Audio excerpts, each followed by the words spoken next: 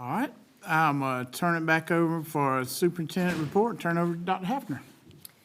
Thank you, Mr. Chair. First, I want to be sure that everyone is aware that Board Docs has transitioned into a platform called Diligent now. So if you go to the old page of Board Docs, you won't be able to access the current information. So to access our current agendas, you can go to our district webpage, and you'll see a tab right in the middle of the page that says to click here to learn more about the system and our agendas.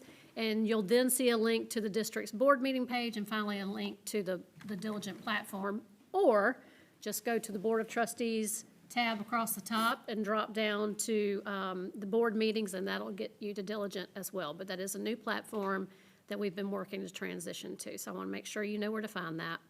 Second, I just want to say that I know this has been a really long stretch from January to spring break with no days off to rest, and I would like to thank our teachers, our administrators, our students, and our parents for maintaining your focus and attention so far this spring.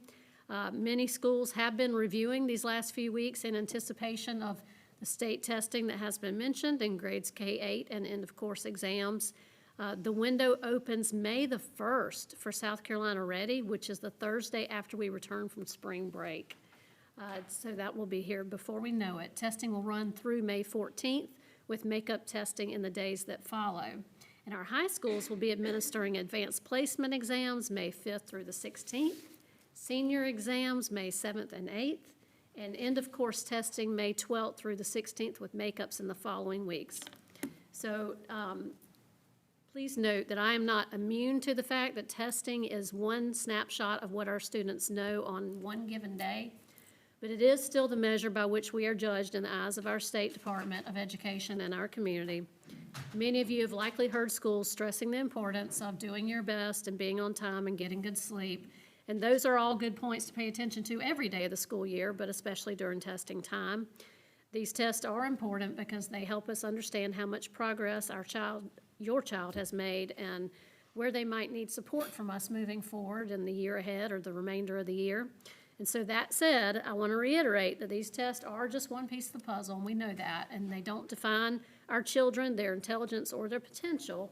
Our main goal is to help them to show what they've learned, hopefully in a low-stress, supportive environment, so that we can figure out what we need to do to support them moving forward to continue their growth and their achievement. So if you have any questions or concerns about that, definitely feel free to reach out to your child's school. We appreciate your partnership in helping our students finish the year feeling confident and proud of what they've accomplished. You know, our students, our main goal is growth. We want to make sure that our students are showing growth and that we celebrate that growth. So we are proud of all of our kids, and as you see here at every board meeting, we have such a well-rounded, amazing group of children that every time I leave a school, I'm just reminded of why we do what we do, and they make us so proud in so many different ways. So thank you for your support in that, and just know that we're here to assist in any way that we can. That concludes my report. All right, moving on along, we're going to move into finance now, and I'm going to turn it over to Ms. Strickland. Good evening, everyone. Tonight, I have the financials for the month of March, but first I want to kind of give an overview of the teacher salary schedule and where that is in legislation. If you remember, the governor asked for $3,000 per sale on the teacher salary schedule for the minimum teacher salary schedule. The House Ways and Means came back and approved a $1,500 increase per sale, which gets the starting salary to $48,500. The House also approved that increase of $1,500 per sale. The House also deleted the column for bachelor's plus 18, so there's still discussion at the State Department level on how that will be handled if that does pass. But I want to remind everyone that as long as our local salary schedule is more than the minimum, then we meet the minimum. And we do not have to give an increase because we are more than the minimum. Also, in the House, they increased the employee health premiums. So there would be no cost to the district, but the employee would have to pick up that cost. So the Senate Finance Committee has met, and the Senate Finance Committee eliminated the employee premiums, but they put that cost on the employer. So that will, right now, the employer projection is a 4.6% increase for the year, so it would be 2.3% for the fiscal year. And I just got that information yesterday. Also, the Senate Finance Committee approved the $1,500 increase per cell, and the Senate is to start considering the spending plan next week. So that's where that process is in legislation right now. I have, back to the financials, I have uploaded March financials for your preview. Do you have any questions concerning those financials? There is one thing I want to talk about, the ESSER funds. On April 1st, we received an email from the State Department of Education with a letter attached from the U.S. Department of Education, and that letter was dated March 28th from the feds. In the letter, it stated an immediate amendment of the late liquidation deadline to an effective date of March 28th, 2025. So that meant all funding for ESSER projects ended March 28th. Since then, since we received the email, we have had a conference call with the State Department of Education, and our plan is to apply for the late liquidation fee for each of our projects to the U.S. Department of Education. So what we're talking about is $861,243, where we are applying for each project that we have, totaling that amount to the U.S. Department of Ed to see if we can qualify for the late liquidation. So I just wanted you to be brought up to speed where we are with that. We don't know how long it's going to take, whether they approve it or don't approve it, we're not sure, but we are planning to apply for that late liquidation. What does late liquidation mean? I'm sorry. For you to expend the funds, so we've already issued purchase orders for the projects. So like we've told the company that, yes, we're gonna have this project and you can start working on the project. We don't pay for the project until it's complete. So it was just an extension of time to issue the payments for the project. Yep. Ms. Rucker? With that information, is there anything we need to hold moving forward on until we hear back? Or From my understanding, all the projects are happening. they're all happening They're now? all, Okay. like, all of them are HVAC projects. They've all Yep, started. and they're all are rolling. So we're hoping with our application to the U.S. Department of Ed that it'll go through and will be approved for the late liquidation. Thank you. That's all, thank you. Any others? Oh, yes, ma'am. Do we have a plan if they're not approved? They will be bumped back to the CPIF budget, and so that will have to be, amended for those projects. You're welcome.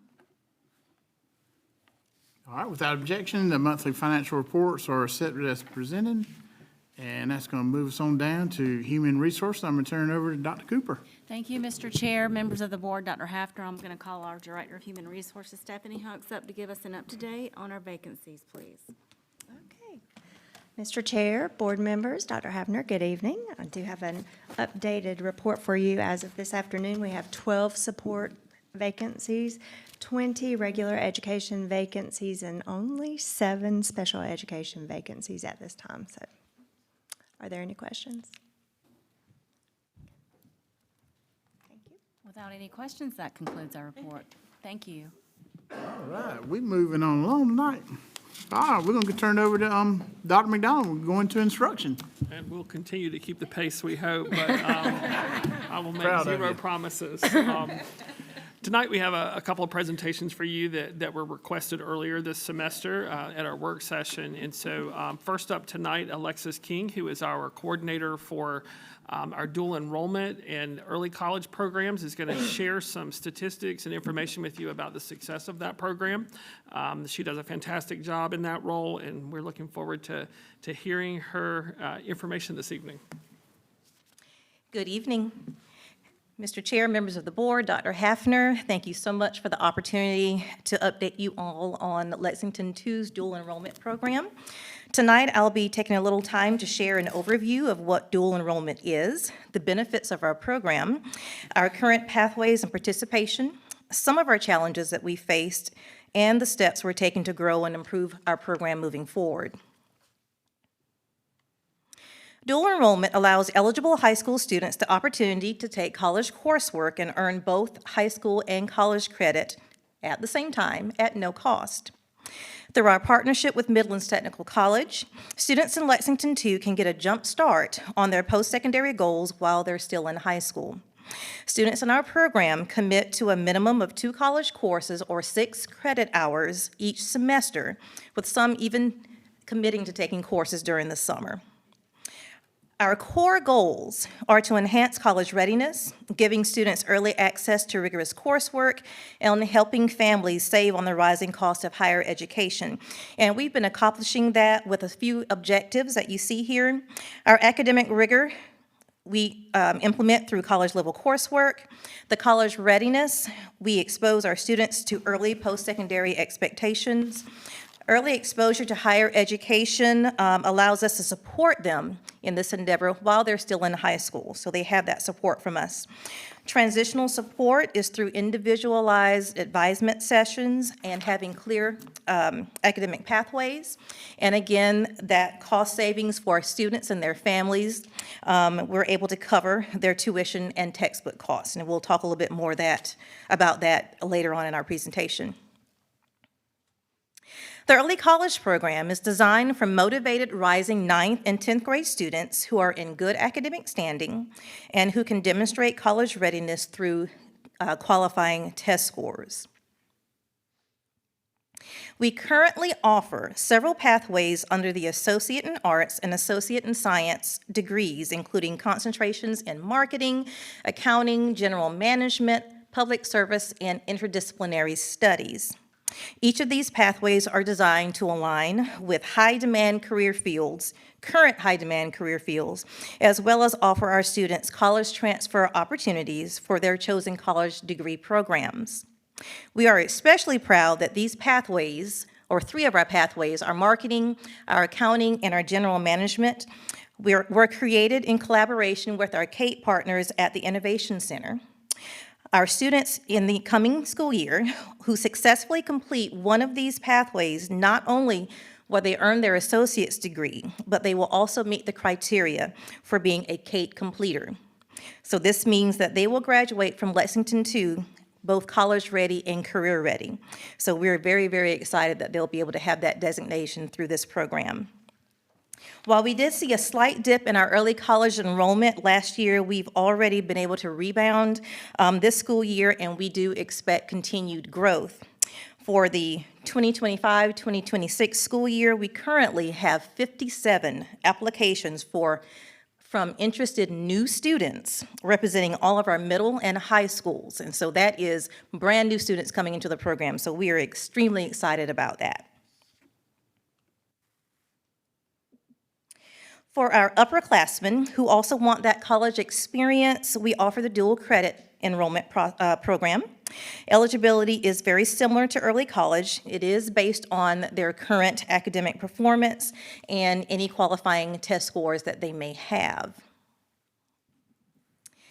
Our dual credit options lead to certificates in public service, health science, business administration, and general college studies.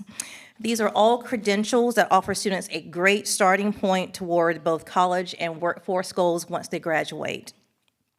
They'll be able to leave high school with real progress made.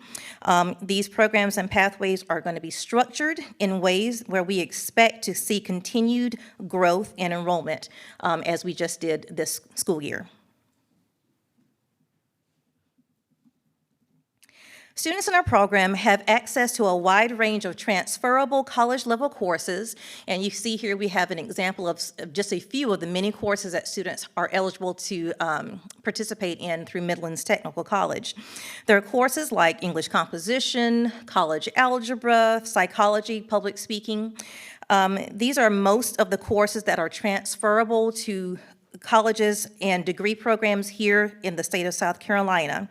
But in addition to those more general education courses, we also offer students the opportunity to take elective courses in areas such as business, law, marketing, the sciences.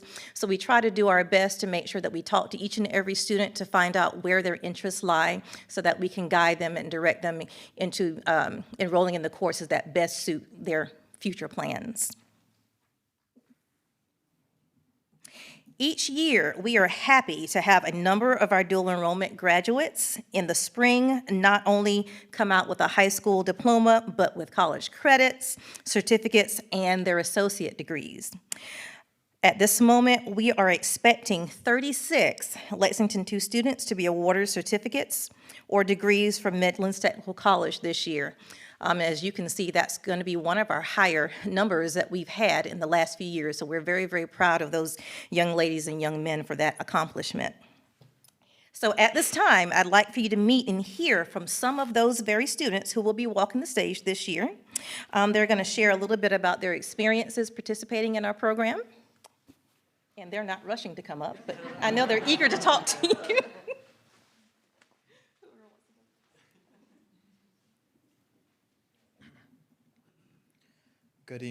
Good evening. My name is Prince Patel, and I'm a junior at Brooklyn Casey High School. I'm proud to say that by the time I graduate next year, I will have earned my associate's degree in science through the dual enrollment program from Midlands Tech. Being part of dual enrollment has been one of the most rewarding and challenging parts of high school journey. It gave me a head start in college while still in high school, and it helped me grow both academically and personally. I've learned how to manage my time better, stay organized, and handle a college-level workload, all skills that will benefit me after graduation. Balancing college courses with high school responsibilities hasn't been easy, but with the support of my teachers, family, Ms. King and Ms. Summer, I've learned how to stay focused and push through challenges. I'm truly thankful for the opportunity to earn college credits early. It's saving my family thousands in tuition and it's showing me that I'm capable of achieving big things. I hope that whatever college I attend, I can continue to build on everything I learned through this program. Thank you.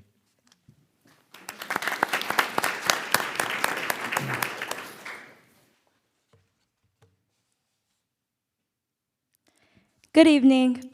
My name is Carolina Redmond Murillo, and I am a junior at Airport High School.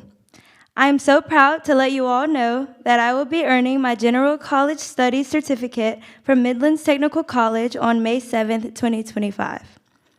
This will be a year in advance of me receiving my high school diploma. I am also working toward my associate's degree in science that I will receive when I graduate high school. Once I knew that enrolling into dual enrollment courses would get me ahead in college and high school, while also saving thousands of dollars, I knew that it would be a decision that I would not regret. And my motivation stuck throughout the start of my college career, and I will continue to stick throughout the end. Dual enrollment has strengthened my studying methods and my time management, while also challenging my ability to participate in multiple curricular activities. I have been able to learn to navigate my high school and college work, allowing me to participate and exceed in all extracurricular activities I am a part of. This has prepared me for my future college life that I plan to spend at the University of South Carolina and major in nursing. I have completed 10 college courses so far, almost 12, and the list will continue to grow. I have learned that if you stay focused and on top of all work, you will learn how to navigate your classes, and it will get easier as you continue with your courses.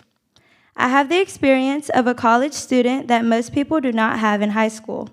I have to prepare everything on my own, pay attention to all the due dates with no extensions, and have more individual responsibility. This has allowed me to be a more responsible and reliable student. I am grateful for the opportunity to be in dual enrollment and to get ahead in education because education has always been one of the most important things in me and my family's lives. Dual enrollment is the start and opportunity for me to become a nurse and to help people in need like I have always wanted to do. Thank you for taking the time to listen to my experience as a dual enrollment student.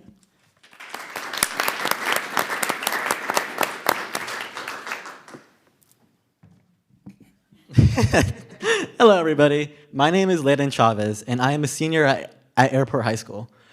In 1 month, I'll be getting my Associates of Arts and Science, and then going into and then going into the University of South Carolina this following year. Dual enrollment has helped me so much into becoming the college-ready person I am. I have taken around 15 classes ever since starting dual enrollment, and it's caused me to value education and take pride in my own work. It's caused me to be so perseverant in my college work that I feel completely ready and have no stress entering this next chapter of my life. The work I've done here at dual enrollment will change me forever and will help me become the chemical engineer that I strive to be.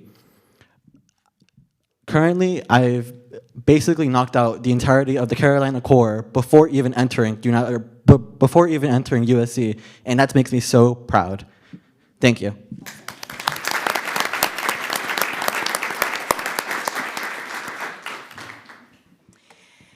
This is just a sampling of the students from both of our high schools who have taken on the challenge of the dual enrollment program. And one of the things that they did not mention that for parents especially may be of interest is if they go through with this program and if they're able to take and participate in the associates program, they can knock out potentially their entire freshman and possibly their sophomore years.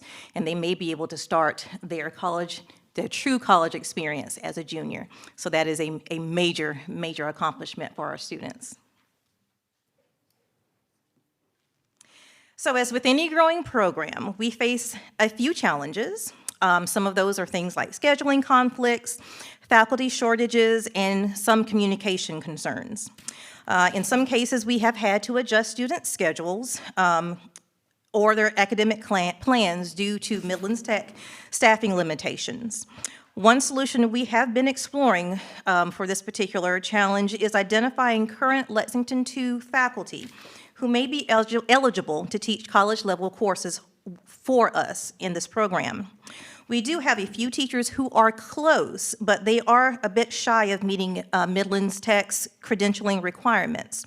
And so we are looking for opportunities to be able to support those teachers' progress and certification so that they can work with us in this program.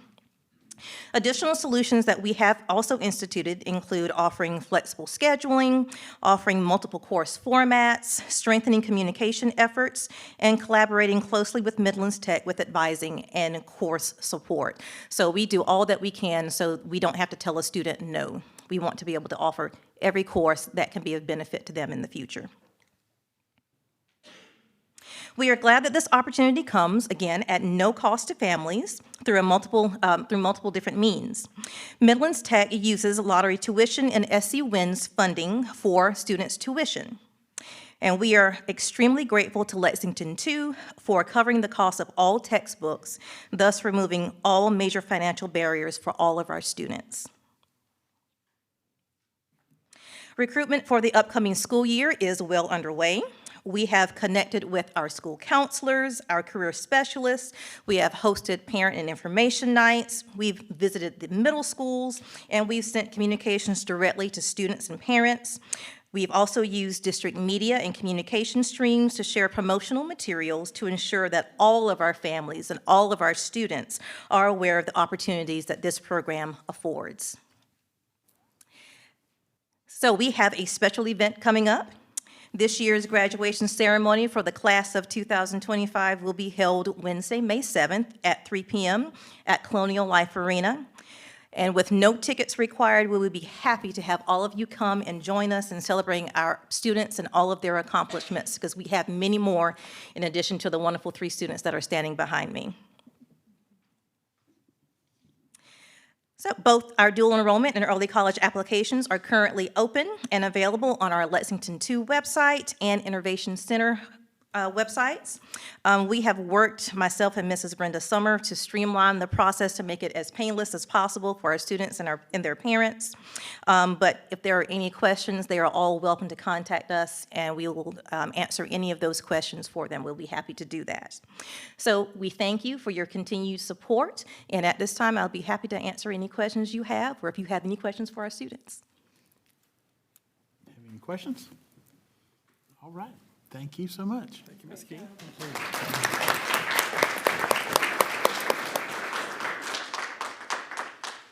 The next item, Mr. Chairman, on our agenda for the Instruction Division tonight, as you all recall, annually we are required by state statute and regulation to, for you all to approve updates to our district strategic plan and to our school renewal plans that are administered by the schools. The updates are to reflect the progress we've made in the strategic plan, as well as the school's individual renewal plan. So just so that you all are aware, the scores that were added are from 23-24 school year.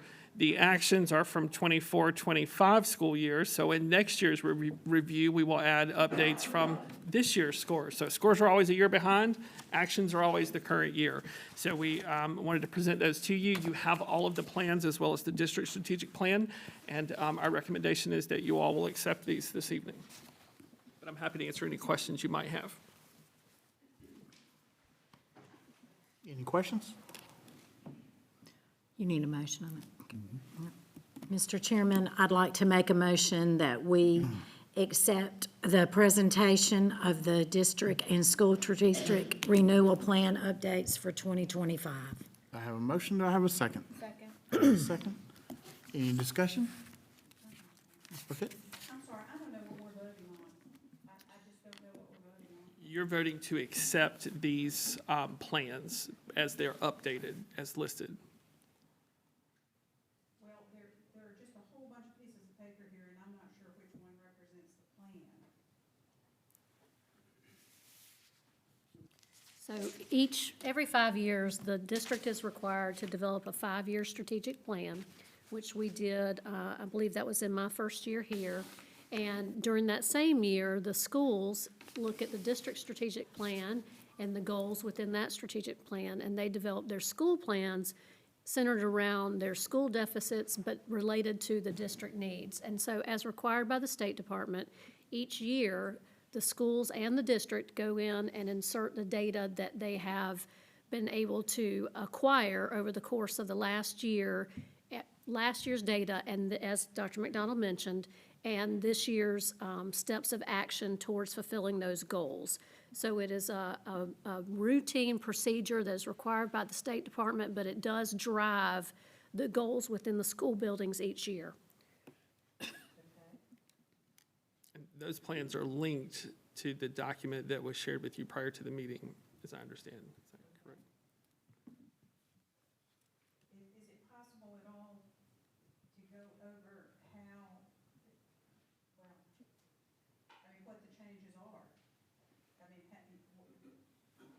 So if you can click, Mr. LeBlanc, if you'll scroll down and click on the school district plan. There, so essentially what you have is a rather lengthy document. You can see this particular one is the district plan, it's 89 pages. Each year we update the actual data. So in the link document that you all had, you'll see where we've added the current data that we have, which is for last school year. But if you scroll down, Mr. LeBlanc, you'll see the action steps that were written into this plan. And in each one of those sections, there's a 24-25 update with the actions the district has taken over the course of the last year. well, I read that. I mean, I will say I dutifully read it. Could I just ask my fellow board members, is everybody clear what it is that we're voting on? Yes. The items dated 2024, 2025. The updates listed there are the. Correct. Those are the actions that have In the taken place sales. over the course of the last year. Mary, I read it as well, but I wasn't sure what was the updated review either, so to be fair. I probably should ask more questions also, but I didn't see anything I wasn't comfortable with.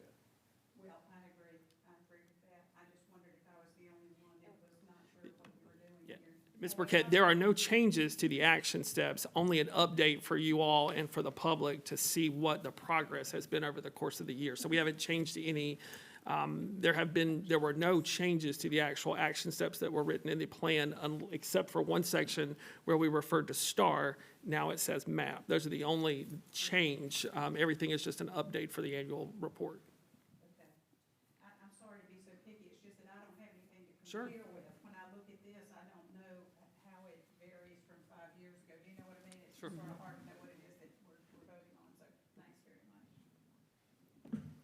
Dr. McDonald, can you remind us when the next strategic plan will come? Great question. So we should write our plan in 27. There are some changes coming with the Cognia. As you all know, that's our accrediting body that may extend that one additional year. We're still waiting to see if we're going to fall into that, but right now the plan would be to work on that over 26-27 school year. And that's when the new document will come out, and then that's when it takes a lot more time to review because you're reviewing it. That's right. That will include Fresh all new again. goals, new actions at the request of the board, new focus areas that may have come from our state level, or any program changes that we're going to make will be included in that document for the next, which will guide us for the next 5 years. Ms. Castles, you have a question? I was just going to say, I've had to have him clarify some things before too, and call fellow board members to make sure I understand, but he doesn't bite. He's very nice, and he can dumb it down for even me, so I would always reach out to him because he's very quick, and I'm not just saying that because you're listening to me. Thank you. Any others? All right. All in favor, say aye. Aye. All opposed? Motion carries. Thank you, Mr. Chairman. And tonight, our next item is to present to you, as we assured you we would do, is to bring you a report on our MAP testing. As you all recall, this was our inaugural year for using MAP. The district had previously used it many years ago, but we've brought that back, and we've been giving you regular updates and reports on that. But tonight, wanted to give you an overview so you can see sort of at a glance where we started and where we are now. We are, of course, in the process right now of trying to wrap up the school year. These data are a few weeks old because we have concluded all of our assessments for MAP. Dr. Burgraff, our Director of Instruction and Accountability, is going to review that with you this evening and then answer any questions that you may have. Dr. Burgraff? Excuse me, Mr. Chair, members of the board, Dr. Hafner. I want to give you a brief overview tonight of MAP testing throughout the 24-25 school year.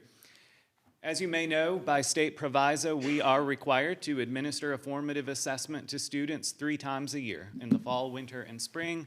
That is mandated for students in grades 1 through 8. Along with that, in accordance with the South Carolina Education Accountability Act, the state provides a list of assessments from which we can choose. All of the assessments on that list have gone through the rigorous validation studies to make sure that they are aligned to state standards. And from that list, districts can choose an assessment that meets their needs. For the years preceding this year, we used STAR, and as has already been mentioned tonight, this year we switched to MAP Growth. Up on the screen are just some of the reasons that we selected MAP this year. I want to highlight 2. Number 4 on that list, predictive insights. In addition to helping predict how students will perform on the SC Ready assessment at the end of the year, it also provides predictive insights for tests like ACT and SAT, so that as students get into middle school, we can begin to see the kind of trajectory that they're on for some of those high school assessments that are going to make them college ready. The 5th item there on the list as well, differentiated instruction. You'll see a screenshot later in this presentation that shows how MAP breaks out for teachers not only students' performance, but what their next steps are as far as what students are ready to learn and how they can help that student move forward toward reaching their goals. We know that there is no perfect test out there. MAP is not a perfect test. They simply don't exist. And so we go into it knowing that there are some limitations, regardless of which test that we choose. Some of the limitations that we know, this is our first year using an assessment.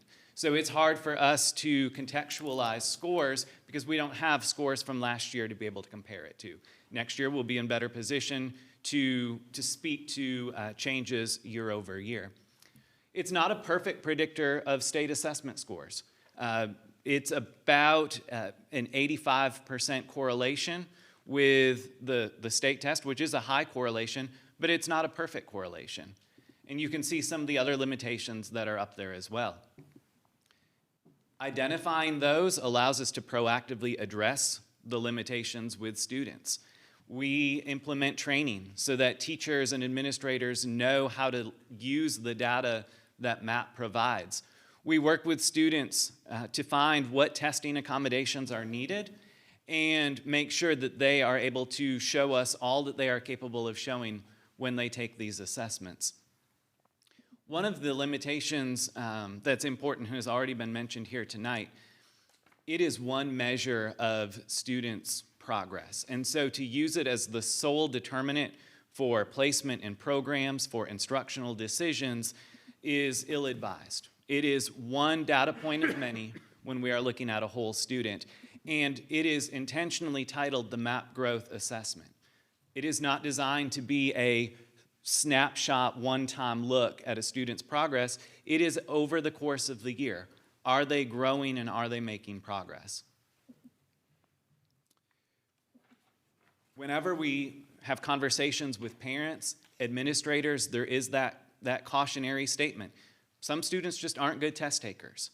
What they know comes through a portfolio of evidence, conversations, work samples, everything combined to give you a true picture of the whole child as a learner. This is an important data point, but it is not the only data point. On the screen, you can see MAP, this is a tongue twister, MAP math growth percentiles from fall to spring.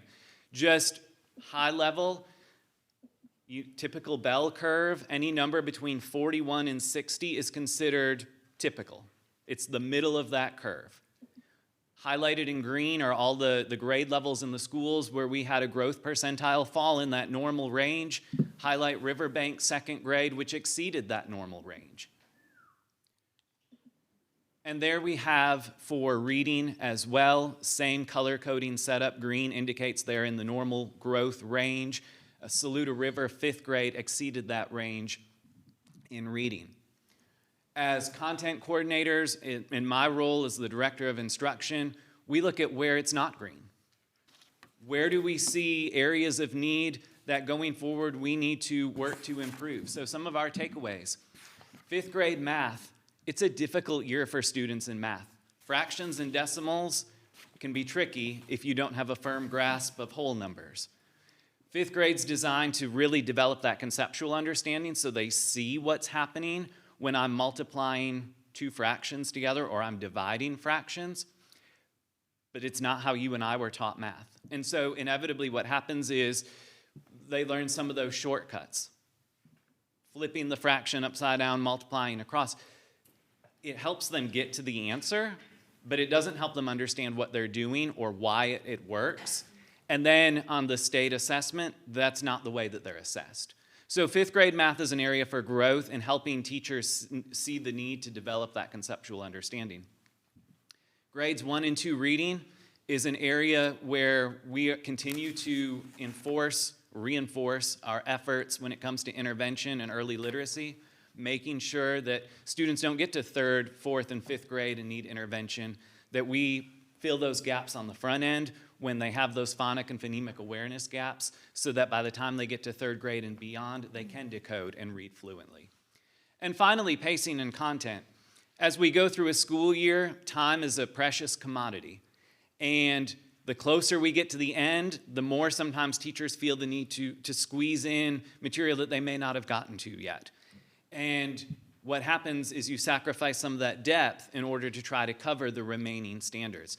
So oftentimes over the course of fall to spring, we start to see that gap widen a little bit as time becomes our enemy in the school year. Here you see middle school, same color coding. Green means that they fall within that normal growth range for math. and for reading.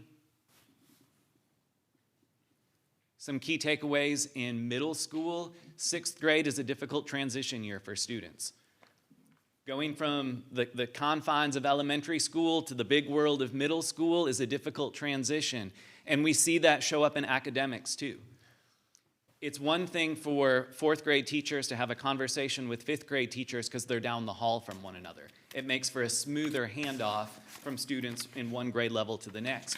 When you go from elementary school to middle school, they don't always have those opportunities to collaborate and talk about the students who are moving up.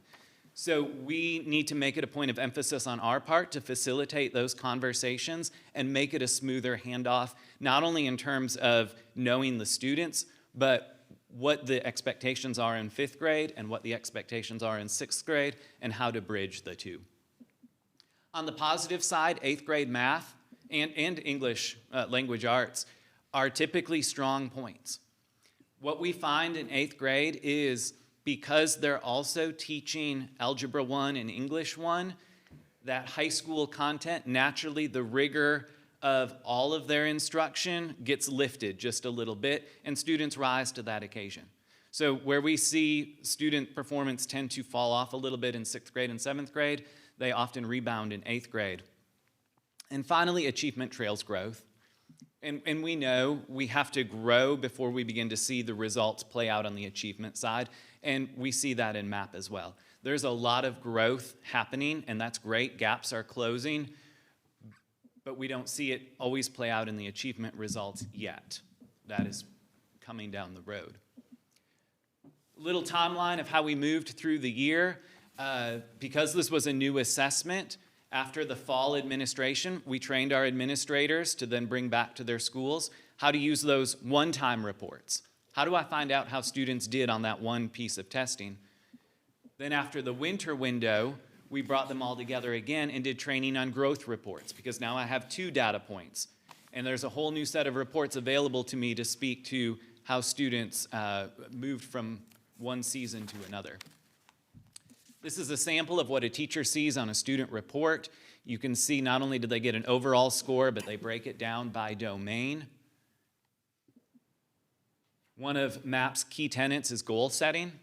So teachers are able to go in and have a conversation with a student. Let's set a goal for next time. Let's adjust your goal from what MAP says. Let's see if we can stretch you just a little bit further, and they can play around with the score and the percentiles to arrive at a target growth that's realistic for the student, but also stretches them beyond their current level of performance. And finally, as I mentioned, in MAP, there are instructional area reports. So it will break out for teachers exactly what students are ready to develop so that when they're pulling those small groups for instruction, I'm not having to guess at what those needs are. I can immediately begin to address them and move a student forward toward reaching that goal. Over time, we see a chart of their growth and their progress. Parents, this is an easy chart to interpret. When I get a parent report home, I can see how my child has done over time, how that line trajectory has changed. We have 3 data points. As we go through multiple years of MAP, they will begin to really have a line that stretches all across that page and show their growth as a student. There's the alignment between MAP and SC Ready. You can see it hovers right around that 85% alignment. They are getting set to release a new study in 2025 to look at that alignment again, because this was done pre-COVID. And learners are different post-COVID than they were pre-COVID. So they will update those numbers. We also have a high transiency rate in Lexington too. We have students who move from one school to the next within our district, students who move across the river in and out of Lexington County. You see there the transiency rates as of April 3rd. And I only bring that up because to look at winter testing and then to look at spring testing, it's often not the same group of students. There's a significant difference in who is behind those scores. So on the next few slides, where I have broken out for you the percentage of students who are projected to reach grade level proficiency, I did it in 2 ways. The green is students who were continuously enrolled with us all year long. They have been here from fall to the day of spring testing, versus in black where it is all students who took the spring assessment. Those are there for your review. Broke it out by middle school as well, math and reading. So what do? We took MAP testing in March, state testing is in May. How do we navigate that interim period? One is intensive grade 3 reading intervention. We brought all of our elementary school principals together to have a conversation of what we need to do as a last push for those students who are just on the cusp of demonstrating the reading proficiency that they need in 3rd grade. They put together a plan and have adopted an all-hands-on-deck approach to helping those students across the finish line. Middle and high school, we've leveraged Math Nation boot camps. It works in a format with a practice assessment similar to the state test, but then breaks it out into sections for the teacher and the students to work through playlists and review the content behind those standards. And finally, the content coordinators have worked with grade levels to say, where are you in your pacing? We have this many days left. Here are the most important concepts that we need to fit in the time that we have remaining with students to make sure that we are making the most of the days that we have with them. We don't have a similar assessment at the high school, or previously we didn't. So this year, we moved toward adopting a similar approach to the high school level through benchmark assessments. Again, something that students can take throughout their course and see their growth from the beginning of a course to the midpoint of that course, all the way to the end. The benchmarks are modeled after the EOC test, both in format, in length, and in the question types that are asked. And then the content coordinators meet with the departments after those benchmarks to look at the results, talk about the instructional implications and what they're going to do moving forward. And this is the first year that we've used those as well. So we're learning. We're looking at the assessment calendar and saying, where is there overlap between a benchmark and what would otherwise be a unit assessment? And can we use one assessment instead of two? We're looking at what's the appropriate length, what's expected on the EOC, what is going to give us an accurate picture without being overly burdensome on the students or the teachers. And finally, adjusting instruction.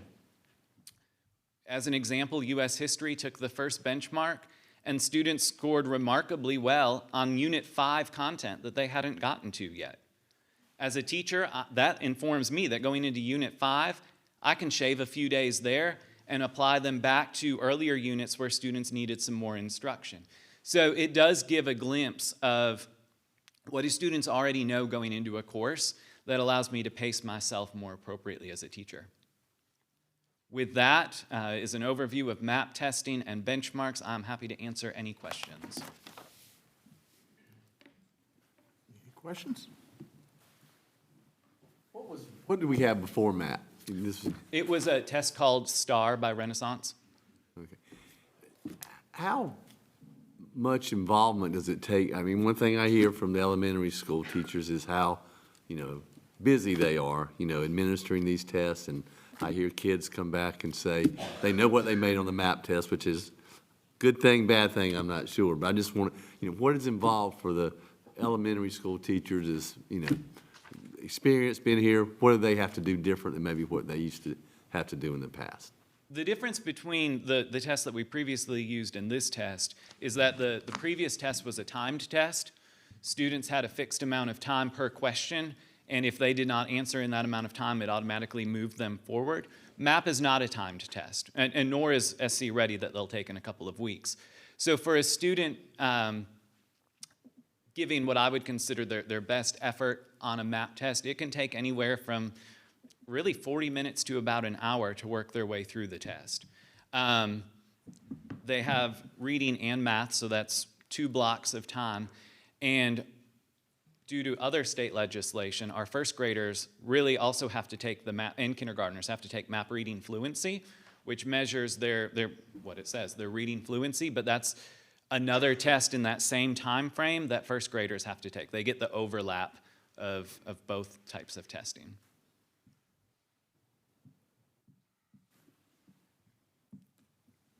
Ms. Rucker? Yep. You got it. Thank you for the presentation on MAP. I, just appreciate also your comment about the assessments. If it's covered in MAP testing, we don't have to duplicate that, so that will give more instruction time for our teachers. So I just wanted to say I appreciate that. And, so just thank you for the presentation and all the details there. Absolutely. Yeah, thank you. Ms. Rucker, if I could add to that, we are going to do a thorough scrub of all of our assessments just so that we can make sure that we're fully aligned. Even the timeline of administering MAP, the first one's going to be earlier next year because we were getting everything set up, but it'll even be earlier. And I think teachers will appreciate that a little more, having those bigger windows. But we have made the commitment to go back and look at all assessment to figure out which ones are required, which ones are luxuries, and which ones maybe need to go to the wayside. And I already made some of those changes this year. We made some early changes in the year in our lowest grades and have made some at the high school level as well, just in the last few weeks. So we'll be looking at all of that this summer.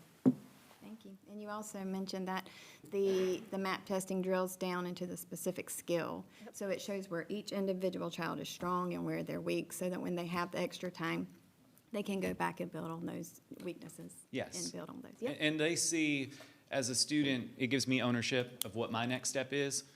So it is a tremendous benefit for the MAP testing platform. Thank you. We think a lot of our teachers that those green and yellow boxes that you saw is because now they have a more defined way to look at the needs of the kids. They can lean in on those, and so you see it is producing results. It shows that our kids have a greater amount of capability than maybe what our data showed before, because now we can stretch them. We know where to stretch them, and we're finding that to be helpful. Ms. Burkett? And when I spoke with Dr. McDonald, let me just make sure that I understand this correctly, that an individual parent can ask what the grade level of their student is based on this year's testing. So if they have a third grader, they can be told whether they're reading and doing math on a third grade level? Yes, ma'am. Okay. So parents should know that they can find out that information? Sure. And MAP has a family report that goes home that breaks down in more family-friendly language an explanation of the score, of the student's growth, and what parents can do at home to help support. Thank you. All right. Okay. Thank you. And the last item I have for y'all tonight, I promise, is that we shared with you that we were working with a committee to help put together what we're affectionately referring to as Lex 2 Flex, is some flexible learning options for our high school students. You have at your place tonight a draft, and we call this a draft because that is exactly what it is, a draft. There are a number of things in there that will take approval by the State Department of Education, so this item has been shared with them. It is now under review. For your knowledge, we may have to bring some things to the table to ask you to request some waivers from state policies and regulations, which we will bring to you at a later date. But right now, this is sort of our working draft. You can see it's going to give us some flexible opportunities. Again, if approved by the State Department of Education. So we, if we get the word that some of these things may not be allowable, we will go back to the drawing board to look at other ways that we can do this. The committee that's been working on this have already started looking at the ideal student who may be a candidate for this, looking at some ways to increase capacity and opportunity. We are very excited, and I've really enjoyed working with that group. Several folks on our team, as well as folks from the schools, have really put a lot of effort into this, and we're going to go full steam ahead until we get told to stop. And again, we may have to bring you some things for approval throughout this process, but we'll keep you updated on that. That's all I have, Mr. Chairman. Thank you. Any questions for him before we move on? All right, thank you. We are going to now move into our operations, and I'm going to turn it over to Mr. Warren. Thank you, Mr. Chair, members of the board, Dr. Hafner. A few things to provide as updates for your information. First off, our operations update for October. Ooh, thank goodness it's not October. Operations for April is included. Just a few highlights from that. We've And safety and security, all of our lockdown drills have been completed, for our schools. Excited about our principals' attention and focus to that with the support of Ms. Sangiuliano and getting those drills taken care of in a timely fashion. You rise to the level of your preparation, and we continue to prepare and be ready. We definitely hope for no emergencies, but we're ready and equipped if they do arise.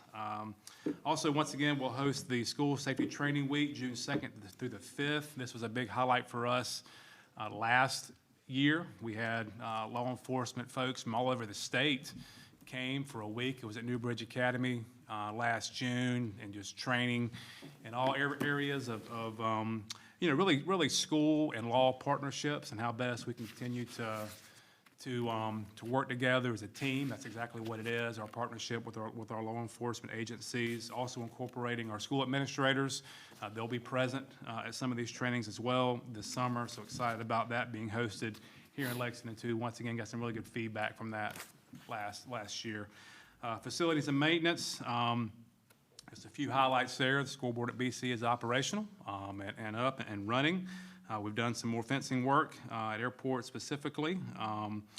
And then at the baseball field, a new backstop padding was installed by our maintenance team. So a few highlights there from facilities and maintenance. Transportation, we've completed our spring evacuation drills, have taken care of those once in the fall, once in the spring.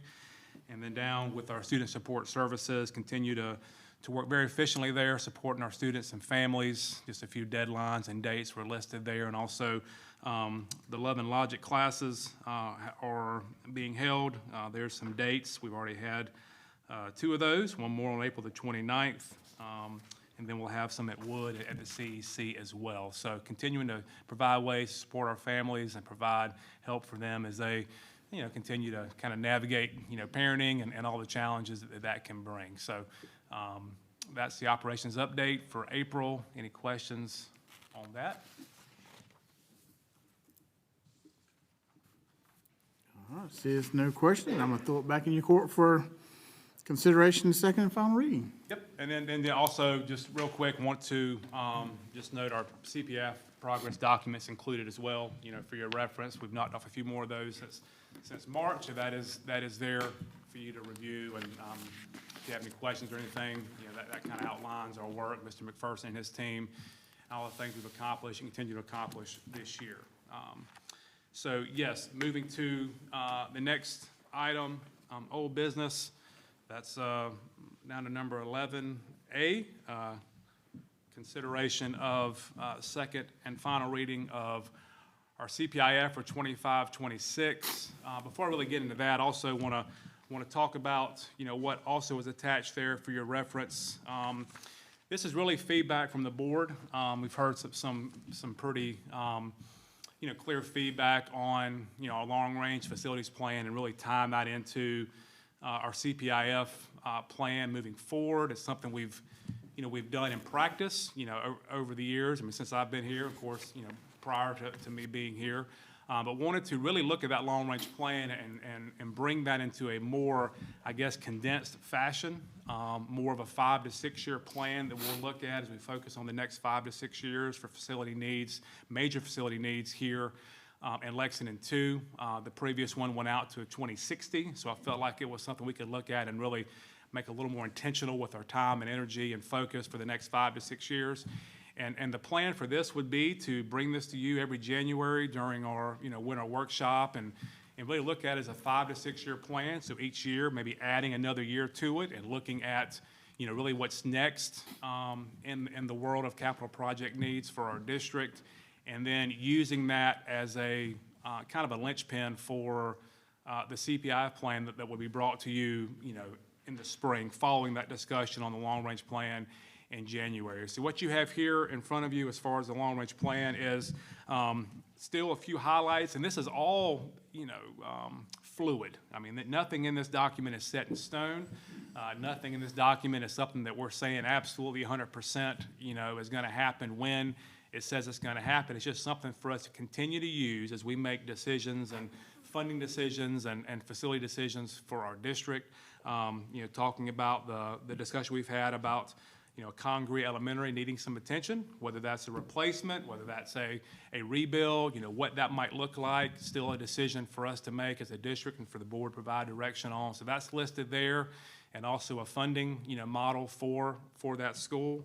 And then moving down to transportation, you see that listed on there as well, something we've talked about as being the other really major new facility need, for us here in Lexington too. And then feedback, once again, from the board, and meeting with Mr. McPherson and going through our, I say minor, but a roof and new HVAC is not really minor, but compared to a new building, we categorize those as major and minor. You see a painting schedule there, so you see painting, Wood and Pine Ridge. That is part of our CPI plan for 25-26. That is included. Finishing the work at Airport High School's stadium, and then moving down into the years to come and looking at our painting schedule with Brooklyn Casey, Busby, Airport kind of following in the years to come to address the painting needs there.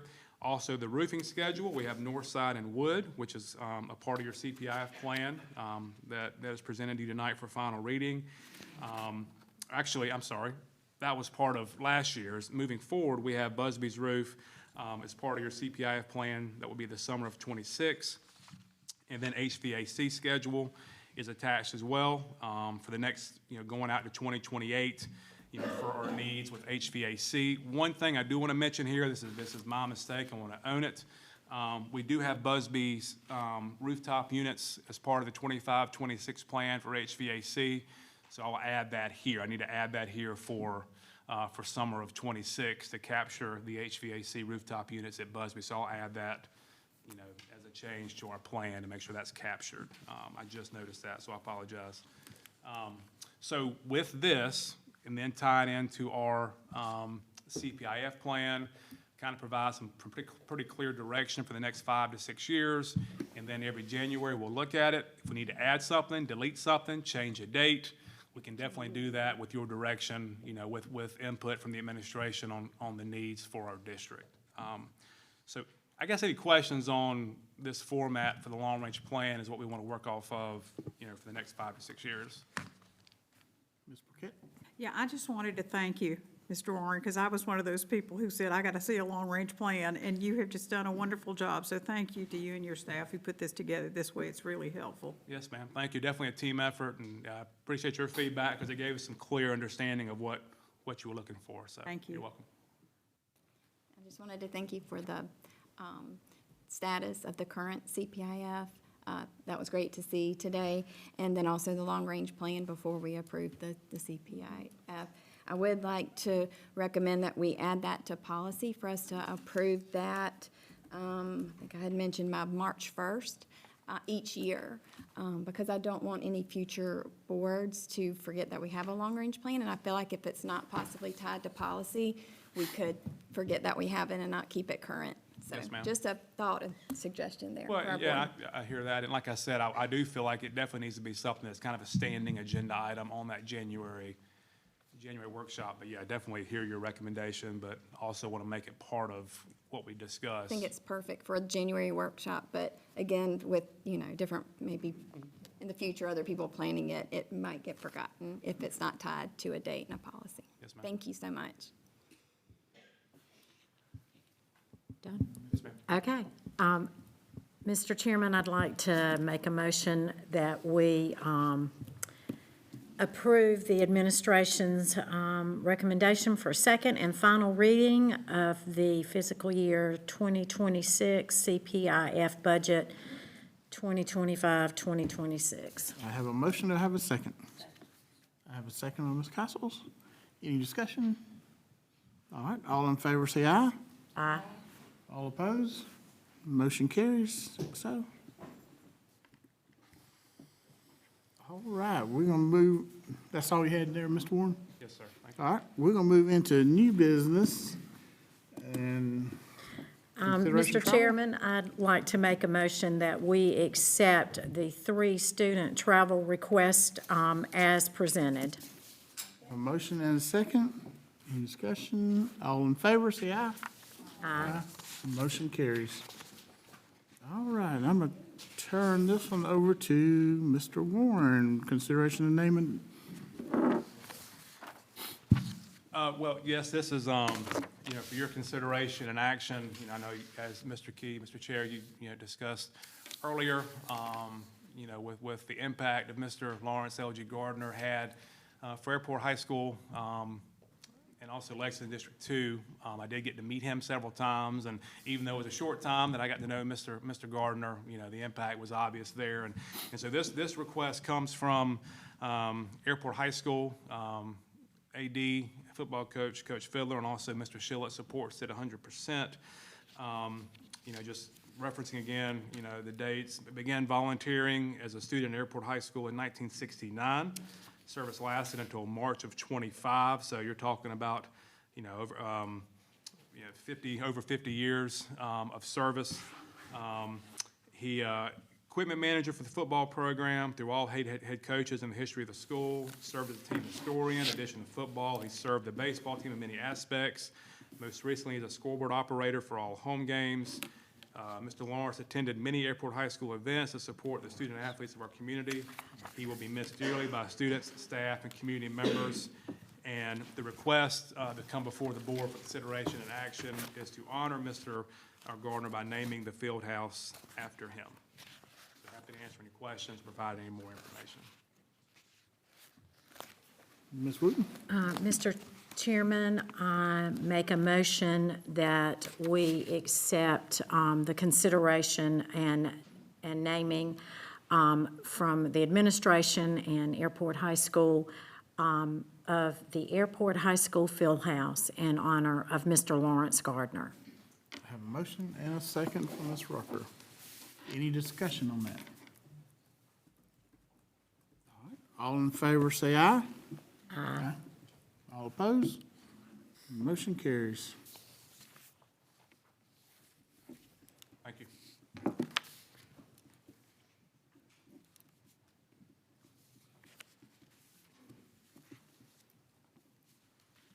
All right. We're going to move on into announcements now. I know y'all ready to get to spring break, and that's going to start Friday. So April 18th through 25th will be spring break.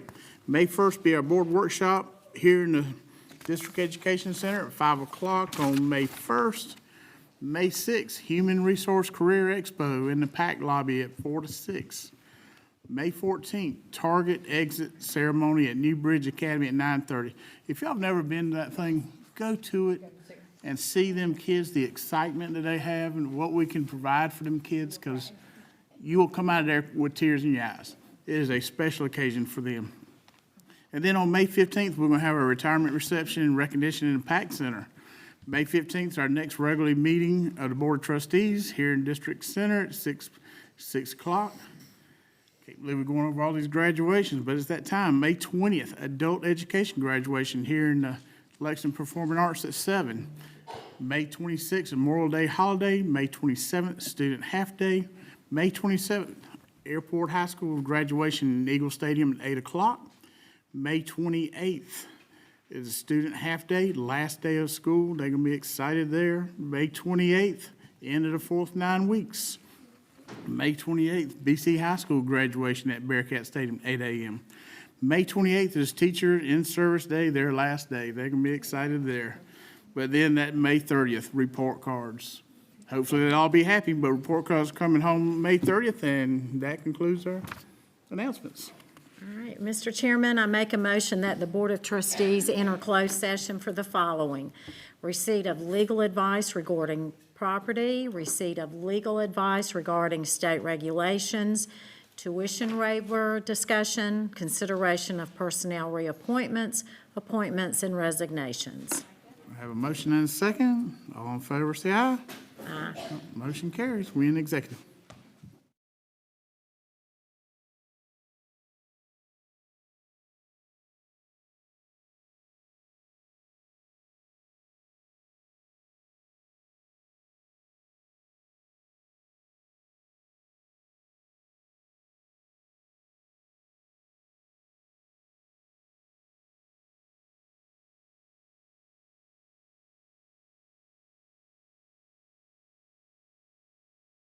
Okay.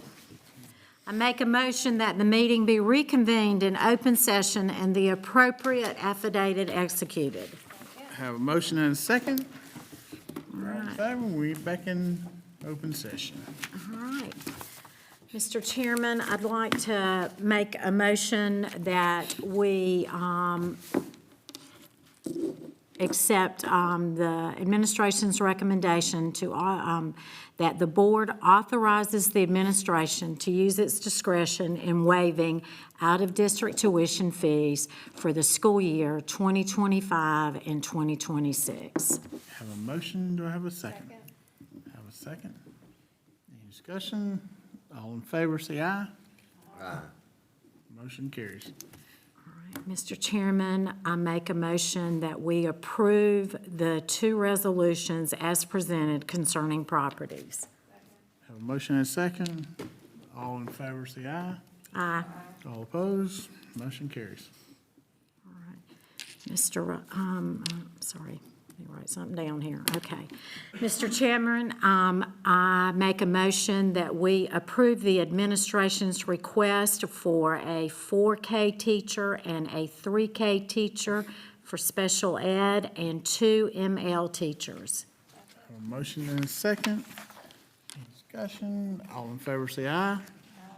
All opposed, motion carries. Mr. Chairman, I make a motion that we accept the administration's recommendation for resignations, retirements, terminations, new hires, and appointments. Have a motion and a second. All in favor, say aye. Aye. All opposed, motion carries. Mr. Chairman, I make a motion that we accept the administration's recommendation for candidate A for the assistant principal position at Riverbank Elementary. Motion and a second. Any discussion? All in favor, say aye. All opposed? No. All right, motion carries 4-2. Mr. Chairman, I make a recommendation that we accept the administration's recommendation for candidate A for Director of Adult Education. Have a motion and a second. All in favor, say aye. Aye. All opposed? Motion carries. Mr. Chairman, I make a motion that we adjourn. All in favor, say aye. Aye. Get out of here.